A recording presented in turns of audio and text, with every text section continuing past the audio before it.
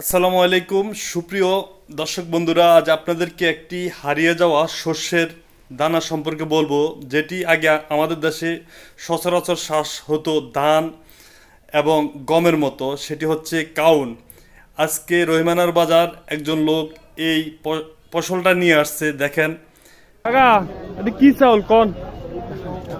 গাউনে চাইলে তো আপনি ইউটিউবে সার্চ দিলে আপনি দেখতে পারবেন। কত করে বেচছেন? আগে 220 টাকা কেজি। আপনি কোন জায়গা থেকে আসছেন? পুরান বাজার। আমরা এটি কোন জায়গা হয়? আমাদের দেশে তো এগুলো হয় না। উত্তরবঙ্গে উত্তরবঙ্গ হয়। এটি কত কেজি কত? 220 টাকা। মন কত পড়ে? আপনি হিসাব করে দেন। আমনে কর না, আমনে তো বিক্রি করেন। আমরা দিনে দেরি ভাই দেখেন আমাদের দিকে গেছে।